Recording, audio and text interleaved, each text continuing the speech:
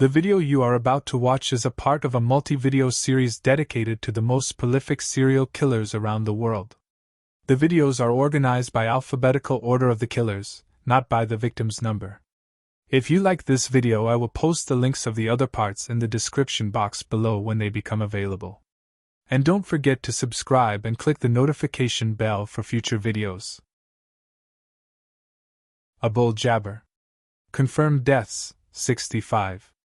Estimated body count, between 65 to 300 plus. Abul Jabbar was a notorious Afghan serial killer who terrorized the Kabul region in the late 60s. His method of killing, the high number of victims, and the brutality of his crimes make him one of the most infamous serial killers in Afghanistan's history. Despite his high body count and the terror he inflicted on Kabul and its surroundings, Abul Jabbar remains a relatively obscure figure outside Afghanistan, especially compared to other international serial killers. In Afghanistan, however, his name still evokes fear, and his crimes are remembered as some of the most brutal in the country's modern history. Modus operandi. Jabbar's signature method of unliving his victims involved using a turban or similar fabric to strangle his victims, while intimately assaulting them. This method was both intimate and brutal, indicating a deeply personal and violent approach to murder. Jabbar is believed to have unlived at least 65 people, but some sources claim the number was higher than 300. His victims were primarily men, although not all details of the individual victims were widely reported. Capture and execution. The sheer number of murders attributed to Abul Jabbar eventually led to a widespread investigation by Afghan authorities, although the political instability in the region at the time may have made the investigation more difficult. Jabbar was eventually captured by Afghan police. Abul Jabbar was sentenced to death by hanging and was executed on October 21, 1970. Unfortunately, 2 innocent people had previously been executed for the crimes he had committed. Adolf Seefeld. The Sandman. Confirmed deaths, 12. Estimated body count, between 12 and 100 plus. In Scandinavian folklore, the Sandman is a mythical character who puts people to sleep by sprinkling magical sand onto their eyes. Adolf Seefeld, a watchmaker from Germany often called the Sandman or Uncle Tick-Tock, was responsible for a series of disturbing murders during the Nazi era, abusing and unliving at least 12 boys between 1908 and 1935. His crimes mystified authorities for their lack of visible violence. The children were found as if peacefully asleep. Although Seefeld only confessed to having taken 12 lives since he went undetected for so long, authorities believe the real number of victims could be higher than 100. The details surrounding his life and the extent of his crimes remain murky, but his trial and subsequent execution reveal how the Third Reich handled criminal justice during this period, particularly with those deemed morally depraved. Adolf Seefeld was trained as both a locksmith and a watchmaker. These skills eventually led him to settle in Lübeck, where he married Katharina Seefeld, a marriage that ended in divorce in 1910. His troubled family life extended to his son, who was institutionalized due to moral offenses at the age of 19. Seefeld himself was not free from abuse and trauma. He reportedly suffered intimate abuse at age 12, an experience that may have influenced his psychological instability and criminal tendencies. Seefeld's first brush with the law came in 1908, when he was accused of murder. While he evaded conviction then, he spent years in prison for various predatory offenses against children. At 25, Seefeld was first imprisoned for harassing a young boy, and psychiatrists soon diagnosed him as mentally unstable, leading to a series of incarcerations in mental institutions and prisons. This pattern of imprisonment and release allowed him to drift across Germany, continuing his crimes until he was finally apprehended. Modus operandi. Seefeld's crimes went undetected for so long because he often traveled across Germany for his job as a watchmaker, disappearing from the area right after had committed a crime. His persona was also a favorable attribute to his heinous activities. He easily built trust with local communities, who regarded him as a quirky, harmless figure. His pattern of crimes involved targeting young boys between the ages of 4 and 12, usually dressing in sailor suits, who he often found in public places. The victims, often found in pine forests, all appeared to sleep peacefully, with no external signs of violence, which baffled the police for many years. Authorities speculate that he may have used a homemade poison, perhaps a brew concocted with natural poisons to unlive his victims, perhaps chloroform, or perhaps even suffocated his victims. Another theory states that Seefeld would give some sort of sleeping medicine to his victims which were not meant to unlive them, just to render them unconscious so he would assault them intimately in their sleep. The victims would later succumb to hypothermia by exposure. Yet the forensic analysis of his last victims brought light to the truth regarding his modus operandi. Microscopic examinations indicated blood pressure changes on the victim, which is consistent with strangulation rather than poisoning. This revelation shifted the investigation's focus and increased the pressure to capture him. Seefeld was eventually captured in 1936 and tried for his crimes. Interesting facts about Adolf Seefeld's case. 1. Seefeld always slept in the open regardless of the weather conditions. 2. Seefeld was a master of using natural poisons. He would often concoct natural brews from plants and fungi, ensuring a painless death for his victims. 3. He was known as the Sandman because his victims, prepubescent children, were found unlived as if they were peacefully sleeping with no signs of violence or assault. 4. Despite his horrific crimes, Seefeld was deeply religious. He would often quote long passages from the Bible and considered himself a devout Christian. 5. During one of his stay in a mental institution, he remained completely silent for 2 full years, refusing to speak to anyone. 6. His crimes occurred during the tumultuous period of the Weimar Republic and the rise of Nazism. During trial, the defense lawyer tried to spare Seefeld's life, pleading for an insanity motion, yet the strict morals and norms of conduct promoted by the Third Reich pushed the verdict to the capital sentence. 7. On one occasion he traveled with a kidnapped boy for 3 months and let him go without taking his life. 8. Since his unlived victims were found with no marks of violence or assault, there is a police theory that states Seefeld would only take the lives of the children he never assaulted intimately. Trial and execution. Adolf Seefeld's trial was conducted in Schwerin in January 1936. With a jury composed of figures reflecting the Nazi ideology of moral and social responsibility, framing the case as one involving not only murder but an affront to social decency. Despite mounting evidence, Seefeld's defense argued that his mental instability should have absolved him of direct responsibility. However, the jury ultimately sentenced him to death due to the regime's pressure to severely punish those who conducted acts of indecency. After the refusal of a plea and later a pardon, his execution was set in motion. Seefeld was executed by guillotine on May 23, 1936. Ahmad Suraji, the shaman of Indonesia. Confirmed deaths 42. Ahmad Suraji, also known as the shaman of Indonesia, was an Indonesian serial killer who murdered 42 women between 1986 and 1997. He lived in Medan, the capital and largest city of Indonesia. Suraji was a shaman reputed to possess supernatural powers. He was frequently visited by women who seek his services for spiritual advice, to ask to improve their beauty, wealth, and fortune, or to cast a spell on their spouses to keep them from having an affair. According to Suraji, in 1986 he had a dream where the ghost of his father visited him to give him guidance.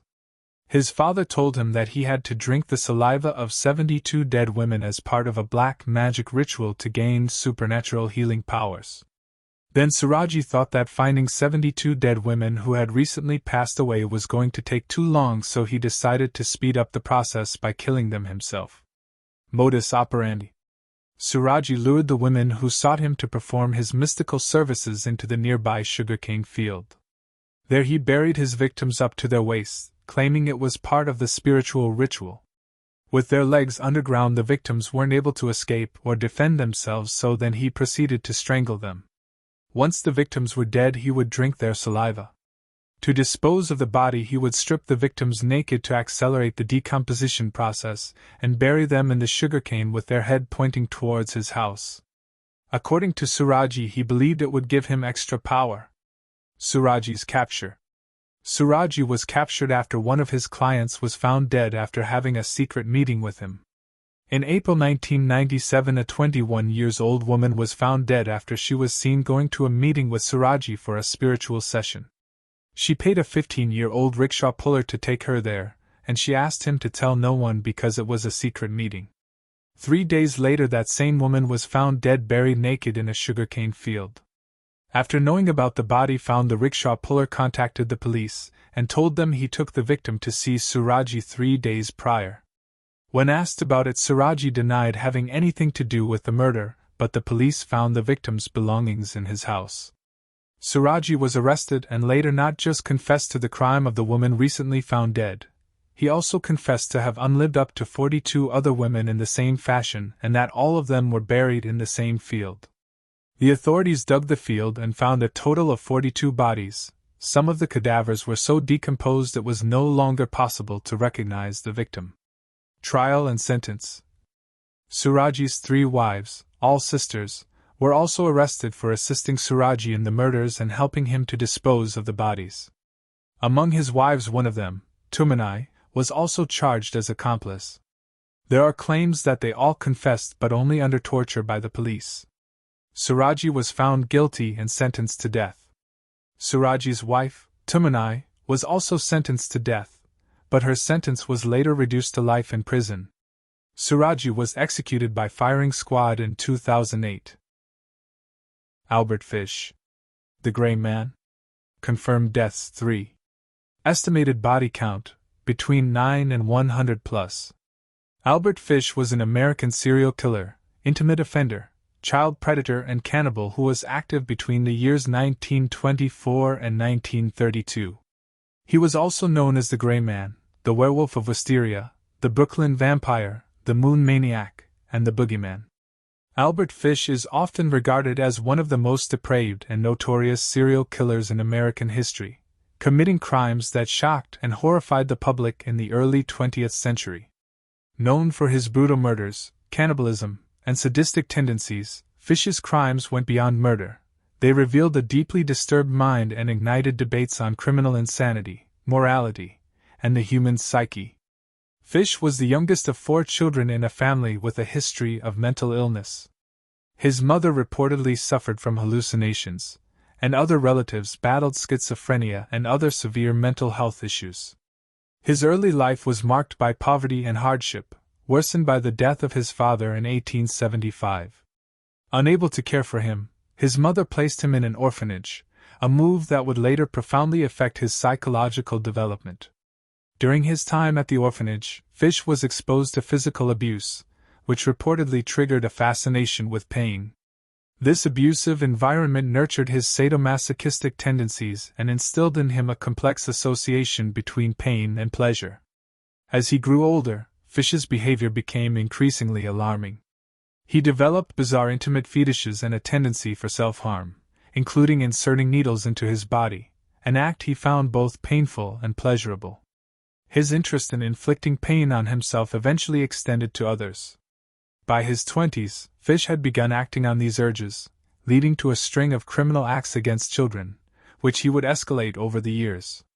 Fish believed he received instructions from a divine presence to act on his violent inclinations, marking the beginnings of a pattern that would soon spiral into horrific acts of murder and cannibalism. Infamous crimes and victims. Albert Fish's most infamous murders occurred between 1924 and 1928, with a confirmed count of at least 3 child victims: Frances McDonnell, Billy Gaffney, and Grace Budd. Fish's crimes were marked by cruelty and ritualistic elements that made his actions particularly disturbing to the public. Frances McDonnell.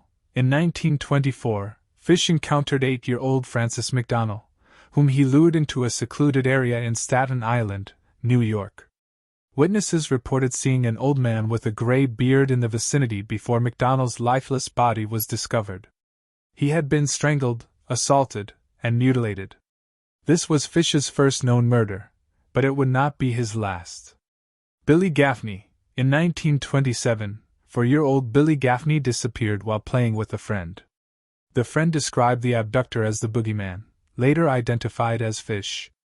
Fish confessed to torturing and cannibalizing Gaffney, recounting the events in disturbing detail. He admitted to taking the boy to an abandoned house, where he subjected him to unthinkable pain before finally ending his life. Grace Budd. The murder of Grace Budd is perhaps the most notorious of Fish's crimes. In 1928, he posed as Frank Howard, a farmer offering work to Grace's brother Edward, who was supposed to be his next victim. Instead, Fish's attention shifted to 10-year-old Grace. Fish convinced her parents to let him take Grace to a supposed birthday party of her niece, but instead, he took her to an abandoned property where he unlived and cannibalized her. In a letter sent to the Budd family years later, Fish described with gruesome detail what he had done to the child. This letter ultimately led to his capture, as police traced it back to him, bringing an end to his spree. Capture and trial. The letter Albert Fish sent to the Budd family contained a stamp that was traced back to his residency. Detective William King waited outside the guest house he was staying in until he returned. When confronted, Fish initially agreed to accompany the detective to police headquarters but then brandished a razor blade. King swiftly disarmed Fish and took him into custody. Once at the police station, Fish freely admitted to having unlived Grace Budd.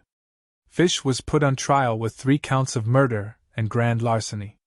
During his trial, Fish shocked both the public and professionals with his unrepentant descriptions of his crimes. He claimed that he was compelled by visions and a belief that God had directed him to harm children, highlighting the profound and unsettling depth of his psychosis. The trial raised serious questions about his sanity and his criminal responsibility. Psychiatric experts examined Fish, diagnosing him with a range of mental disorders, including sadism, masochism, and schizophrenia. Despite this, the court deemed him legally sane, capable of understanding the nature and consequences of his actions. Fish's case stands as one of the earliest instances where forensic psychology was utilized to understand the motivations and psychological state of a serial killer. His defense attorney pleaded insanity, noting Fish's religious delusions and self-harming behavior as evidence of his mental instability. However, the prosecution argued that his premeditated actions demonstrated clear criminal intent, which ultimately swayed the jury to convict him.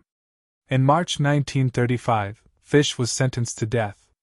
His appeals were denied, and he was executed by electric chair on January 16, 1936. Fish reportedly faced his execution with a calm demeanor, a testament to his complete detachment from the weight of his crimes. Interesting facts regarding Albert Fish's case. 1. As an adolescent, he spent many hours in public baths to watch other boys undress. 2. At the age of 12, he started a relationship with a boy who introduced him to consuming human waste. 3. Throughout his life, he used to write obscene letters to women whose names and addresses he acquired from classified advertising and matrimonial agencies. 4. Although he was married with 6 children, he remarried another woman. This second marriage lasted only a week. 5. He became obsessed with mutilation after a lover took him to a wax museum, and he saw a bisection of a human penis. 6. In 1910, Fish started a sadomasochistic relationship with a mentally disabled boy of 19 years of age. Fish tortured his lover for 2 weeks straight, and before letting him go, he cut off half of his genitalia. 7. In 1917, he began having hallucinations. He once wrapped himself in a carpet, saying that he was following the instructions of John the Apostle. Then he began indulging in self-harm. He embedded needles into his groin and abdomen. After his arrest, X-rays revealed he had at least 29 needles lodged in his pelvic region. He also hit himself with a nail-studded paddle and inserted wool doused with lighter fluid into his anal cavity and set it alight. 8. After his divorce, Fish raised his children as a single parent. Although there are no reports that he ever abused his children, he did ask his children to paddle his buttocks with a nail-studded paddle. 9. In 1919, he stabbed a mentally disabled boy in Georgetown. He said he would attack disabled people and people of color because they would not be missed when killed. 10. His killing kit, which he defined as implements of hell, were a meat cleaver, a butcher knife, and a small hand saw. 11. In 1924, Fish tried to abduct a girl from a farm on Staten Island, in the state of New York, but the mother of the child chased him away. He returned that same night to the same house, trying to sneak into the house. This time it was the father of the child who forced him to leave. 12. According to Fish, he was just following the commands of God, who had told him to mutilate and abuse the children intimately. 13. Once he took 2 boys to his apartment to unlive them. While the boys were playing in the room, he procured his implements of hell, but when the boys saw the knife, they became frightened and ran away. 14. In 1930, he was arrested for having sent an obscene letter to a woman advertising for a maid. 15. Fish's last words were, "I don't even know why I'm here." 16. His final statement was never revealed as intended. Fish wrote his final words in a letter to be read to the press after his passing, but the letter was plagued with so many obscenities the lawyer refused to read it out loud. 17. 2 of his nicknames, the Gray Man and the Boogeyman, were attributed to him by children. These children, who saw Fish talking to his victims, used these names to describe him to the authorities. Legacy. The case of Albert Fish remains a significant and dark milestone in criminal psychology and forensic science. His depravity and lack of remorse forced society to confront the limits of criminal law and psychological assessment at the time. Fish's crimes highlighted the need for improved methods to identify and contain individuals with severe psychopathic tendencies. His case became a subject of fascination for criminologists, psychologists, and the media, providing a profound, if deeply unsettling, example of extreme criminal pathology. Alejandro Menes. Confirmed deaths, 2. Estimated body count, between 2 and 50. Alejandro Menes is a figure associated with the Juarez femicides in northern Mexico, a region that became infamous in the 1990s and early 2000s for the systematic killing of women. Born Armando Martinez in the 1970s, he was adopted by a wealthy family who owned many bars in the region and was given the name Alejandro Menes. In the 80s and 90s, Menes became involved in a gang of drug and jewelry traffickers, operating under the protection of corrupt officials and the Mexican cartel. His involvement in organized crime provided him with opportunities to prey on vulnerable women.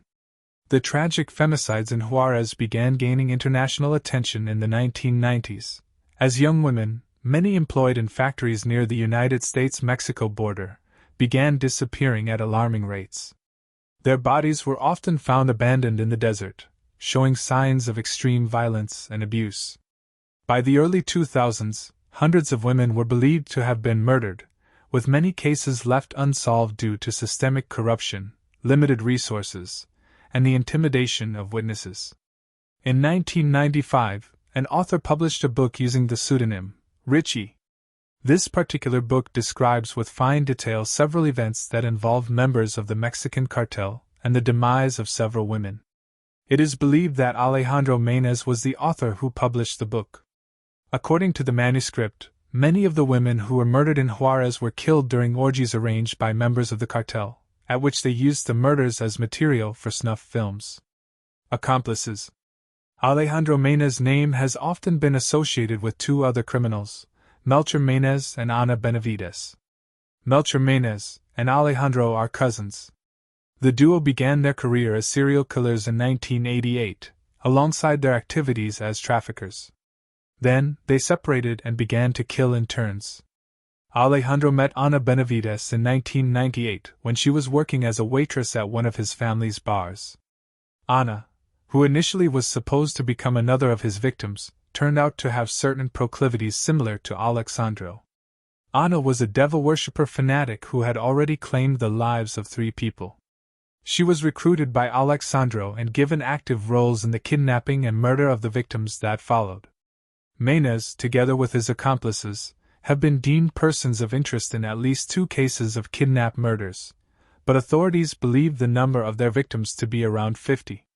The trio engaged in a series of horrific murders targeting women they abducted while heading to work. Their crimes were often ritualistic and sexually motivated. Some victims were reportedly tortured and killed during orgies, with the acts filmed for snuff films.